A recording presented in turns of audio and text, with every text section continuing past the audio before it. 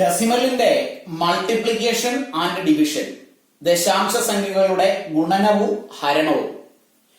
കഴിഞ്ഞ വീഡിയോയിൽ നമ്മൾ സങ്കലനവും വ്യവകലനവും ആഡീഷനും സബ്ട്രാക്ഷനും ഡിസ്കസ് ചെയ്തതാണ്.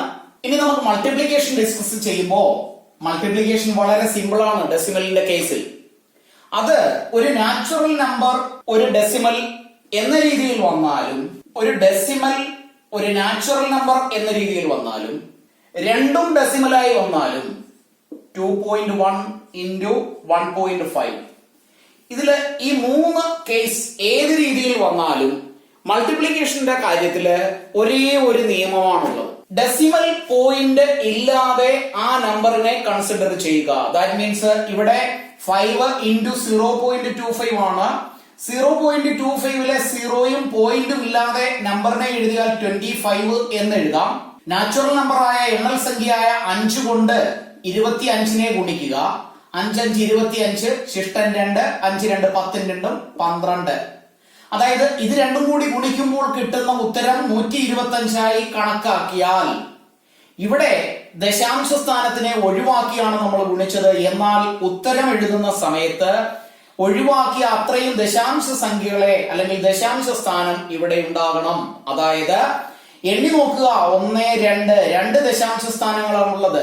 ഉത്തരത്തിലും അത്രയും തന്നെ വരണം, 1 2. അങ്ങനെയാണെങ്കിൽ ആ പോയിന്റിനെ നമുക്ക് ദശാംശത്തിനെ ഇവിടെ പ്ലേസ് ചെയ്താൽ 1.25 ആണ് ഈ ഒരു മൾട്ടിപ്ലിക്കേഷന്റെ ഗുണനത്തിന്റെ ഉത്തരം. ഇവിടെയാണെങ്കിലും സംഖ്യകളെ ദശാംശ ചിഹ്നമില്ലാതെ അല്ലെങ്കിൽ ദശാംശ സ്ഥാനമില്ലാതെ ഡെസിമൽ പോയിന്റ് ഇല്ലാതെ കൺസിഡർ ചെയ്താൽ 11 എന്ന് എഴുതാം. 1.1നെ ഗുണം 4 കൊണ്ട് ഗുണിച്ചാൽ 44 കിട്ടും. ഉത്തരം എഴുതുന്ന സമയത്ത് ഒഴിവാക്കിയ ദശാംശ സ്ഥാനം എത്രയാണോ അത്രയും ഇവിടെ വേണം. ഇവിടെ ഒരു ദശാംശ സ്ഥാനമാണ് ഉള്ളത്. അങ്ങനെയാണെങ്കിൽ ഇവിടെ ദശാംശ സ്ഥാനം ഇവിടെ പ്ലേസ് ചെയ്താൽ 4.4 എന്ന ആൻസർ കിട്ടും. നെക്സ്റ്റ് കേസില് തേർഡ് ടൈപ്പില് രണ്ടും ഡെസിമൽസ് ആണ് വന്നിരിക്കുന്നത്.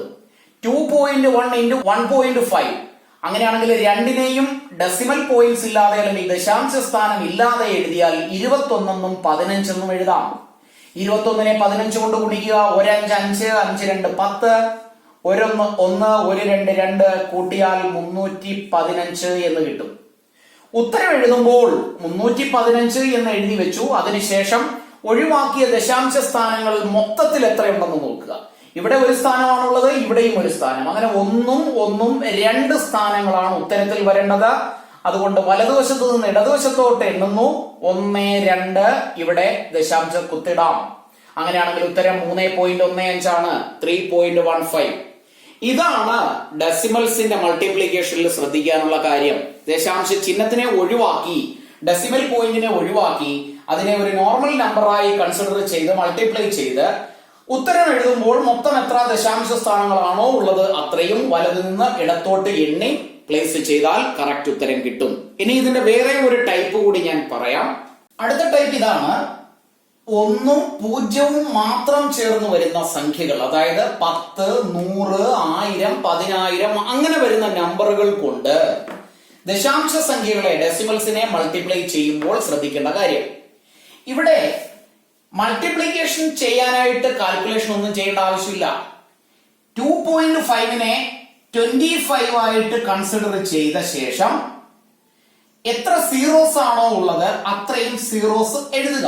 അപ്പോ ശ്രദ്ധിക്കേണ്ട കാര്യം 10 100 1000 ഇങ്ങനെ 1 0 ചേർന്ന് വരുന്ന സംഖ്യകൾ കൊണ്ടുള്ള ഗുണനത്തിന്റെ കാര്യമാണ് നമ്മൾ പറയുന്നത്. ആ ഒരു സന്ദർഭത്തില് ദശാംശ സംഖ്യയെ ചിഹ്നമില്ലാതെ എഴുതുക. 25. ഇവിടെയുള്ള മൊത്തം 0 എണ്ണി അത്രയും 0 എഴുതുന്നു. ഇനി ഉത്തരം എഴുതുന്ന സമയത്ത് ഇവിടെ എത്ര ദശാംശ സ്ഥാനമാണ് എന്ന് നോക്കുക. ഇവിടെ ഒരു ദശാംശ സ്ഥാനമേ ഉള്ളൂ. വലതുവശത്ത് നിന്ന് ഇടതുവശത്തോട്ട് ഒരു ദശാംശ സ്ഥാനം എണ്ണി ദശാംശത്തിന്റെ പോയിന്റ് ഇട്ടാൽ ഇവിടെ ഇടാം. അപ്പൊ ഇത് 250.0 എന്നായി മാറും.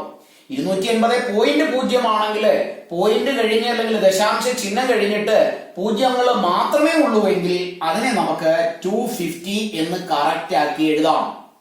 മറിച്ച് ഇവിടെ ഒരു 1 2 അല്ലെങ്കിൽ വേറെ ഏതെങ്കിലും ഒരു നമ്പർ ഉണ്ടെങ്കിൽ അങ്ങനെ ചെയ്യാൻ കഴിയില്ല. പൂജ്യങ്ങൾ മാത്രമേ ഉള്ളൂ എങ്കിൽ അതിനെ നമുക്ക് ഒഴിവാക്കി 250 എന്ന് എഴുതാം. നെക്സ്റ്റ് ക്വസ്റ്റ്യനില് ഇവിടെയും 12.35 into 10 ആണ്. അങ്ങനെയാണെങ്കിൽ ഈ ഒരു നമ്പറിനെ പോയിന്റ് ഇല്ലാതെ 1 2 3 5 എന്ന് എഴുതാം. ഇവിടെയുള്ള പൂജ്യത്തിന്റെ എണ്ണം ഒരെണ്ണമാണ്, അത് എഴുതി വെച്ചു. ഇനി എത്ര ഡെസിമൽസ് ഉണ്ടെന്ന് നോക്കുന്നു. 1 2 രണ്ട് സ്ഥാനങ്ങളാണുള്ളത്. അപ്പൊ വലതുവശത്ത് നിന്ന് ഇടതുവശത്തോട്ട് എണ്ണിയാൽ 1 2 ഇവിടെ ദശാംശത്തിന്റെ പോയിന്റ് ഇടാം. ഉത്തരം 1 2 3.50 ആണ്. ഇതിനെ ഒന്നുകൂടി കറക്റ്റ് ചെയ്ത് വേണമെങ്കിൽ എഴുതാം 1 2 3.5 എന്ന് മാത്രം എഴുതി വെക്കാം. കാരണം അവസാനം വരുന്ന പൂജ്യങ്ങൾ അതിനെ നമുക്ക് ഒഴിവാക്കാമെന്നാണ്. ഇനി ഈ പൂജ്യം കഴിഞ്ഞ് വേറെ ഏതെങ്കിലും ഒരു ഡിജിറ്റ് കൂടി ഉണ്ടായിരുന്നുവെങ്കിൽ അങ്ങനെ എഴുതാൻ കഴിയില്ല. സപ്പോസ് ഇവിടെ ഒരു 2 ഉണ്ടെന്നിരിക്കട്ടെ, അപ്പോ 0 കഴിഞ്ഞ് ഒരു 0 അല്ലാത്ത ഒരു നമ്പർ കൂടി വന്നാൽ അതിനെ പിന്നെ ഫുൾ എഴുതേണ്ടി വരും. അപ്പോൾ ഇങ്ങനെ വരാത്ത അവസാനം 0 വരുന്ന സിറ്റുവേഷനിൽ 0.5 എന്ന് എഴുതി നമുക്ക് ഉത്തരം ഫിക്സ് ചെയ്യാവുന്നതേ ഉള്ളൂ. നെക്സ്റ്റ് ക്വസ്റ്റ്യനിൽ 32.5 ആണ്. അപ്പൊ മൾട്ടിപ്ലൈ ചെയ്യുന്നതിന് വേണ്ടി 32 എന്ന് കണ്ടിന്യൂസ് അങ്ങ് എഴുതി. 1 2 3 സീറോസ് ആണുള്ളത്. അപ്പൊ 1 2 3 സീറോസ് എഴുതി. ഇവിടെയുള്ള ഡെസിമൽസ് ഒരെണ്ണമാണ്. വലതുവശത്ത് നിന്ന് ഇങ്ങോട്ട് എണ്ണിയാൽ 1. അപ്പൊ ഡെസിമൽ പോയിന്റ് ഇവിടെ വരും. പോയിന്റ് കഴിഞ്ഞ ഒരു 0 മാത്രമേ ഉള്ളൂ. അതുകൊണ്ട് അതിനെ നമുക്ക് കറക്റ്റ് ചെയ്ത് 32500 എന്ന് എഴുതാം. അപ്പൊ ഡെസിമൽസിന്റെ മൾട്ടിപ്ലിക്കേഷനിൽ ഇത്രയുമേ ഉള്ളൂ ശ്രദ്ധിക്കാനുള്ള കാര്യങ്ങൾ. നെക്സ്റ്റ് വൺ ഡെസിമൽസിന്റെ ഡിവിഷൻ ആണ്. ഡിവിഷന് 1-2 ടൈപ്പ് ഉണ്ട്. അതിൽ ഓരോന്നായി നമുക്ക് ഡിസ്കസ് ചെയ്യാം. For example 62.5 divided by 5. അതായത് ഒരു ഡെസിമലിനെ നാച്ചുറൽ നമ്പർ കൊണ്ട് അല്ലെങ്കിൽ ദശാംശ സംഖ്യ അല്ലാത്ത സംഖ്യ കൊണ്ട് ഡിവൈഡ് ചെയ്യുന്ന രീതി. ഇവിടെ നമുക്ക് ഡയറക്റ്റ് 62.5 എന്ന് എഴുതി അതിനെ സാധാരണ ഹരിക്കുന്നത് പോലെ തന്നെ ഹരിക്കാവുന്നതേ ഉള്ളൂ. 5 കൊണ്ട് ഹരിക്കുന്നു. 6ൽ നിന്ന് 5 ഒരു പ്രാവശ്യം, 5 ഇവിടെ എഴുതി. മൈനസ് ചെയ്താൽ സബ്ട്രാക്ട് ചെയ്താൽ ശിഷ്ടം 1, റിമൈൻഡർ 1 ആണ്. അടുത്ത നമ്പറിനെ താഴോട്ട് എഴുതുന്നു 2. 12ൽ നിന്ന് 5 2 തവണ എഴുതാം. 5 2 10, ശിഷ്ടം 2. അടുത്ത സംഖ്യ എഴുതുന്നതിന് മുൻപ് ഇവിടെ ദശാംശ ചിഹ്നം ഉള്ളത് കൊണ്ട് ഉത്തരത്തിൽ ഒരു ദശാംശ ചിഹ്നം ഇടുക. അതിനുശേഷം 5നെ താഴോട്ട് എഴുതിയാൽ 25 ആണ്. 25നെ 5 കൊണ്ട് ഹരിച്ചാൽ 5 കിട്ടും. ഉത്തരം 5 5 25, ശിഷ്ടം 0. അപ്പൊ ഇവിടെ ശ്രദ്ധിക്കേണ്ടത് ഇങ്ങനെയാണ്. ഈ ഒരു നമ്പറിനെ നമുക്ക് 62.5 ഡിവൈഡഡ് ബൈ 5 എന്നിങ്ങനെ എഴുതാം. ഇങ്ങനെ എഴുതുമ്പോൾ അല്ലെങ്കിൽ ഇങ്ങനെ എഴുതണമെന്ന് നിർബന്ധമില്ല. ഇവിടെ ഈ ഒരു തരത്തിൽ എഴുതിയാൽ ഇതിനെ നമുക്ക് ന്യൂമറേറ്റർ എന്നും ഇതിനെ ഡിനോമിനേറ്റർ എന്നും പറയാം.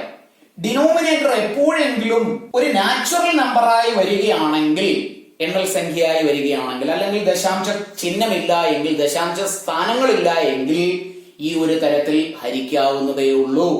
ശ്രദ്ധിക്കേണ്ട കാര്യം, ദശാംശ ചിഹ്നം കഴിഞ്ഞു വരുന്ന സംഖ്യ താഴോട്ട് എഴുതുന്നതിന് മുൻപ് ഉത്തരത്തിൽ ഒരു ദശാംശ ചിഹ്നം, ഒരു പോയിന്റ് ഇടാൻ ശ്രദ്ധിക്കണം. അത്രയേ ഉള്ളൂ ഈ ഒരു ടൈപ്പിലുള്ള ഹരണം. ഡിവിഷനിൽ അടുത്തത് 2 ടൈപ്പ് ക്വസ്റ്റ്യൻസ് ആണുള്ളത്. അത് രണ്ടും ചെയ്യുന്നത് ഒരേ രീതിയിലാണ്. കാരണം ഇവിടെ ഞാൻ ഇതിനെ നേരത്തെ പറഞ്ഞതുപോലെ ഒരു ന്യൂമറേറ്ററും ഡിനോമിനേറ്ററുമായി എഴുതിയാൽ 725 ഡിവൈഡഡ് ബൈ 2.5 എന്ന് എഴുതാം. ഇതിനെ 7.25 ഡിവൈഡഡ് ബൈ 0.25 എന്ന് എഴുതാം. ഡിനോമിനേറ്ററായി വന്നിരിക്കുന്നത്, ഛേദമായി വന്നിരിക്കുന്നത് ഒരു ദശാംശ സംഖ്യയാണ്. ഇവിടെ അംശവും ഛേദവും അല്ലെങ്കിൽ ന്യൂമറേറ്ററും ഡിനോമിനേറ്ററും ഡെസിമൽസ് ആണ്, ദശാംശ സംഖ്യകളാണ്. ഈ 2 കേസിലും ദശാംശ സ്ഥാനമാണ് ഡിനോമിനേറ്ററിൽ വരുന്നതെങ്കിൽ, രണ്ടും ദശാംശ സംഖ്യകളാണ് എങ്കിലും രണ്ടിലും ദശാംശ സ്ഥാനങ്ങളുടെ എണ്ണം എത്രയാണെന്ന് നോക്കുക. ഇവിടെ മൊത്തത്തിൽ ഒരു ദശാംശ സ്ഥാനം മാത്രമേ ഉള്ളൂ. അങ്ങനെയാണെങ്കിൽ അംശത്തിനെയും ഛേദത്തിനെയും താഴെയും മുകളിലുമുള്ള സംഖ്യകളെ എത്ര ദശാംശ സ്ഥാനമാണോ ഉള്ളത് അത്രയും 0 ഉള്ള 1 കൊണ്ട് എഴുതുന്ന സംഖ്യകൾ. മറ്റൊരു തരത്തിൽ പറഞ്ഞാൽ അതിനെ നമുക്ക് 10, 100, 1000, 10000 എന്ന് പറയാം. 10ന്റെ മൾട്ടിപ്പിൾസ് എന്ന് പറയാൻ കഴിയില്ല, കാരണം 10ന്റെ മൾട്ടിപ്പിൾസ് 20, 30 അങ്ങനെയാണ്.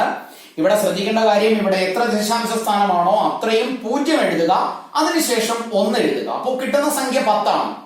ഈ സംഖ്യ കൊണ്ട് താഴെ മാത്രമല്ല മുകളിലും ഗുണിക്കണം, ഇല്ലെങ്കിൽ വിലയ്ക്ക് വ്യത്യാസം ഉണ്ടാവും. അങ്ങനെയാണെങ്കിൽ 725ഉം 10ഉം കൂടെ ഗുണിച്ചാൽ 7250 കിട്ടും. താഴെയുള്ള സംഖ്യകളെ ഗുണിച്ചാൽ 2.5നെ 10 കൊണ്ട് ഗുണിച്ചാൽ 25 എന്ന് എഴുതി, ഒരു 0 ഇതിന്റെ കൂടെ ചേർത്തു. അതിനുശേഷം ഒരു ദശാംശ സ്ഥാനം ഉള്ളത് കൊണ്ട് ഡെസിമല് ഇവിടെ പ്ലേസ് ചെയ്താൽ 25.0 എന്നായി മാറും. അങ്ങനെയാണെങ്കിൽ 7250 ഭാഗം 25 എന്ന് നമുക്ക് എഴുതാം. ഇനി ഇതിനെയാണ് നമ്മൾ ഡിവൈഡ് ചെയ്യേണ്ടത് അല്ലെങ്കിൽ ഹരിക്കേണ്ടത്. മറ്റൊരു തരത്തിൽ പറഞ്ഞാൽ 725നെ 2.5 കൊണ്ട് ഹരിക്കുമ്പോൾ കിട്ടുന്ന ആൻസർ കണ്ടുപിടിക്കാൻ 7250നെ 25 കൊണ്ട് ഹരിച്ചാൽ മതി. ഈ കിട്ടുന്ന ആൻസർ തന്നെ ആയിരിക്കും ഈ ഒരു കാൽക്കുലേഷന്റെയും ആൻസർ. അപ്പോ പ്രത്യേകം ശ്രദ്ധിക്കണം, ഡിനോമിനേറ്റർ എപ്പോഴെങ്കിലും ഡെസിമലായി വരികയാണെങ്കിലും ന്യൂമറേറ്ററും ഡിനോമിനേറ്ററും ഡെസിമലായി വരികയാണെങ്കിലും എത്ര ഡെസിമൽ പോയിന്റ്സ് ആണോ ഉള്ളത് അത്രയും പൂജ്യവും ഒന്നും കൂടി ചേർത്ത് എഴുതുന്ന സംഖ്യകൾ, അതായത് 10, 100, 1000, 10000 അങ്ങനെ പോകുന്ന സംഖ്യകൾ കൊണ്ട് ഛേദത്തിനെയും അംശത്തിനെയും ഒരേപോലെ ഗുണിക്കുക. ഗുണിച്ച് കിട്ടുന്ന സംഖ്യയെ ഞാൻ ഇവിടെ ഈ പോയിന്റ് ഒഴിവാക്കി, 0 ഒഴിവാക്കി അതിനെ 25 എന്ന് എഴുതി. അവസാനം 7250നെ 7250യെ 25 കൊണ്ട് നോർമൽ മെത്തേഡില് ഡിവൈഡ് ചെയ്താൽ നമുക്ക് കറക്റ്റ് ആൻസർ അല്ലെങ്കിൽ ഇവിടെ ചെയ്യുന്ന ആൻസർ എത്രയാണോ അത് കിട്ടും. ഇനി ഇതിന്റെ ഡിവിഷൻ നിങ്ങൾക്ക് ചെയ്തു നോക്കാവുന്നതേ ഉള്ളൂ. ഈ ഒരു കേസിൽ ഇവിടെ ന്യൂമറേറ്ററിലും ഡിനോമിനേറ്ററിലും ഡെസിമൽസ് ഉണ്ട്. അങ്ങനെയാണെങ്കിൽ ഇവിടെയും ഞാൻ നേരത്തെ പറഞ്ഞതുപോലെയുള്ള മൾട്ടിപ്ലിക്കേഷൻ ചെയ്യേണ്ടിയിരിക്കുന്നു. അവിടെ എത്ര കൊണ്ടാണ് മൾട്ടിപ്ലൈ ചെയ്യുന്നത് എന്ന് നോക്കാൻ താഴെ 1, 2 സ്ഥാനങ്ങളാണുള്ളത്, മുകളിലും 2 സ്ഥാനങ്ങളാണുള്ളത്, 2 പ്ലേസസ് ആണുള്ളത്. അങ്ങനെ രണ്ടിലും ഒരേപോലെ എണ്ണം കറക്റ്റ് ആയി വരുന്നുവെങ്കിൽ അവിടെ 1, 2 ആണ്. അതുകൊണ്ട് 2, 0, 1 100 കൊണ്ട് ഗുണിക്കണം. മുകളിലും അല്ലെങ്കിൽ ന്യൂമറേറ്ററിനെയും 100 കൊണ്ട് ഗുണിക്കണം.